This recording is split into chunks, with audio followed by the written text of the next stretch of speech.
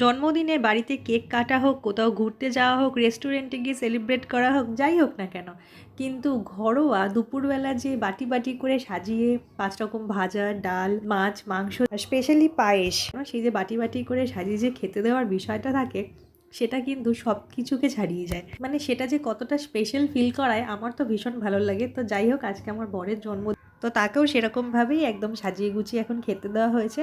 আর এই যে এই গেঞ্জিটা পরে আছে, এটা দিয়েছে আমার শাশুড়ি মা, আর এই সানগ্লাসটা দিয়েছি আমি জন্মদিনে। তারপর সন্ধ্যা হতে আমি একটা কেক নিয়ে এসেছি। আমরা বাড়ির কজন, পাশে ননদ থাকে তাদের 3 জন, আর আমার একটা মাসি শাশুড়ি, তো এই কজনকে নিয়েই আমাদের ঘরোয়া যে কোনো অনুষ্ঠান ছোট্টভাবে হয়।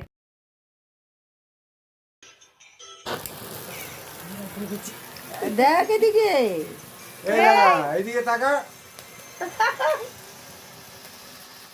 তার মানে ভয় পাচ্ছিল, ওই জন্য ঘুরে গেছে। ভয় পাইনি।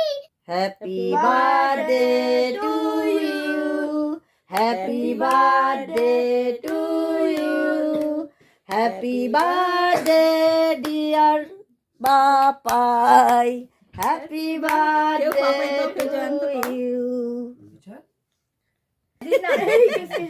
তুই বললি না আজকে জল খাবি, বাবাকে একটু খাই।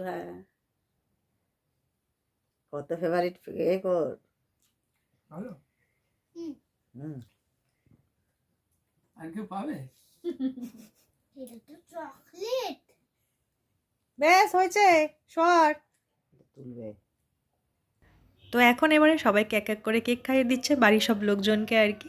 তো যাই হোক, এই ছিল ছোট্টভাবে ঘরোয়াভাবে জন্মদিন পালন। আর কেকটা কিন্তু সত্যি খুব টেস্টি ছিল। কেকটা মিয়ামোড়ে থেকে নিয়েছিলাম, দাম নিয়েছিল মাত্র 265 টাকা, কিন্তু খুবই সুন্দর ছিল, খুবই টেস্টি ছিল খেতে। তো আজকের জন্য বাই, দেখা হচ্ছে নেক্সট মিনি ব্লগে।